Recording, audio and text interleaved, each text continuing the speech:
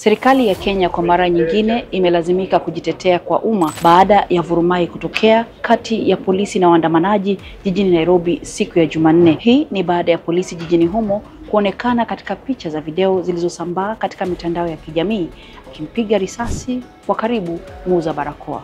Katika maelezo yake, polisi imesema tayari afisa huyo amekamatwa. Kwa upande wake, Tume ya Taifa ya Haki ya Kibinadamu nchini humo inaripoti kuwa zaidi ya watu 22 walijeruhiwa katika miji ya kaunti za Nairobi, Mombasa, Kilifi na Kwale.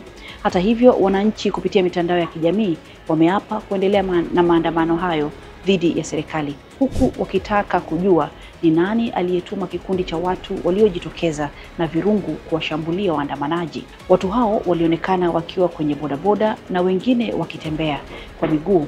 Baadhi yao wamesikika wakisema lengo lao ni utulivu katika jiji, kazi ambayo kisheria inatakiwa kufanywa na polisi.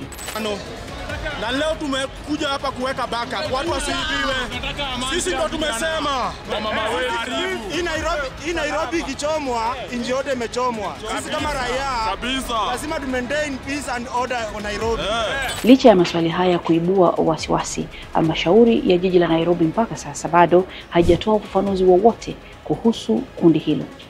Polisi kumpiga risasi mwananchi jijini Nairobi kunaiweka tena huduma hiyo matatani, ikizingatiwa kuwa chanzo cha maandamano ilikuwa ni kupinga kifo cha mwalimu na mwanablogu Albert Ojwang anayedaiwa kufariki akiwa chini ya ulinzi wa polisi. Maandamano haya yanakuja ikiwa zimebaki siku chache tu kabla ya maadhimisho ya mwaka mmoja tangu kutokea kwa maandamano makubwa ya Gen Z yaliyopinga muswada wa fedha nchini humo. Katika maandamano hayo mwaka jana, zaidi ya watu 60 waliripotiwa kuuliwa na maafisa wa polisi. Bado ahadi ya Wakenya ni kufanya maandamano makubwa dhidi ya serikali mwezi huu wa Juni.